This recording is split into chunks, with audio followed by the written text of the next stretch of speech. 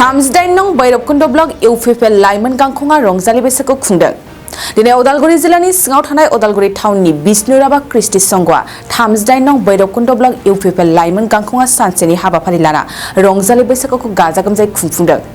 बैरबकुंड block इउ.प लाइमोन गांखंनि बानजायनायाव रंजालि बैसागु खुंफुंनाय हाबाफारियाव गुबुन गुबुन हारि माहारिनि सुबुंफ्रा फैनानै हारिमु हानजा सुरनाय, हारिमु दिन्थिफुंनाय आरो बायदि बायदि हाबाफारियाव बाहागो लानायखौ नुनो मोन्दों। मख'नो गोनांदि रंजालि बैसागु खुंनायजों लोगोसे बैरबकुंड ब्लक इउ.प लाइमोन गांखंआ ओनसोलनि बैसोगोरा सुबुं आरो समाज सिबियारि सुबुंफोरखौ मान बावनाय हाबाफारिबो लानाय जादों।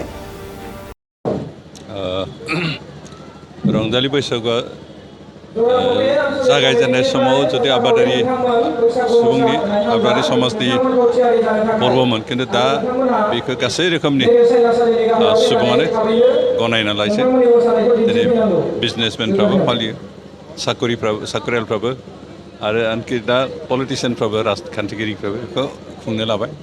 आरो बे जोंनि थाखाय जोबोद मोजांनि बाथ्रा, मानोना गासै थाखोनि सुबुंफ्रा बेखौ आंगो होननानै गनायनो हाबाय। दिनै इउ.पि.नि भैरबकुंड ब्लक कमिटिनि इउथ डिपार्टमेन्टआ रंजालि बैसागु खुंदों आरो बे हाबाफारियाव दिनै जों बेखौ उदालगुरिनि जायफ्रा सिनियर सिटिजेन, जायफ्रा बिभिन्न बिभागाव एसे मुंदांखा खामानि मावबोनाय बिथांमोनखौ जों सनमान होदों। बे सनमाननि गेजेरजों बिथांमोनखौ थांना थानायाव जों थुलुंगा होदों।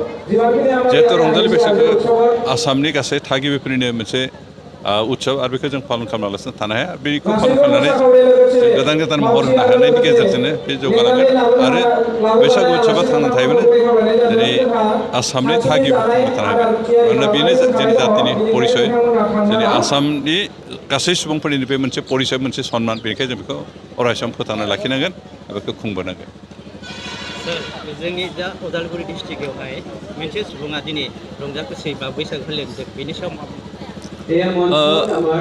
मोनसे सम बारहावाया जोबोद गाज्रिमोन। जिहेतु बर'फ्रा गाव गावनि मोनथायनि थाखाय हाथियार लानानै सोमावसारदों आरो बे सोमावसारनाय समाव थासारिया मोजां नङामोन, दुंदुं बारहावा बिदि मोनसे दंमोन। आरो बेनिखायनो जिहेतु बर'फ्रा हाथियार दैनानै नांदों, बेनिखायनो गुबुन गुबुन हारिफ्रा बर'फोरखौ मोनसे उग्र जातियादि होननानै मोनसे मुगैनाय मोनसे परिबेक फैदों। खिन्थु थांनाय 2020 मायथाइनि जि सुक्ति, बे सुक्तिनि गेजेरजों जोंनि ओनसोलाव बेखौ उदालगुरिल' नङा, दुलाराय आसामनि सा बाहागोआवनो मोनसे गोजोन थासारि फैबाय। आरो बे थासारि फैनायखाय दिनै गासैबो रोखोमनि सुबुंफ्रा गुबुन गुबुन जाति जनगोष्ठीफोर जयै गोरोबलायनानै खौसे खामानि मावनो हानाय, खौसे मिनिलायनो हानाय, रंजालायनो हानाय बिदि परिबेक फैबाय। बेनिखायनो दिनै रंजालि बैसागुखौबो जों गासै जाति जनगोष्ठीफोर ज' जानानै खुंनो हादों।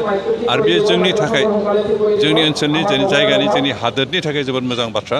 मानोना जेरावहाय गोजोन थासारि फैयो बेयावनो जौगानाय खामानि मावनो हायो। आरो बेनिखायनो बे मोजां थासारिखौ जों जिखुनु मुल्यनि बिनियाव फोथांना लाखिनांगोन आरो बेखौ सुबिदा लानानै जों जौगालांनाय खामानि मावनांगोन।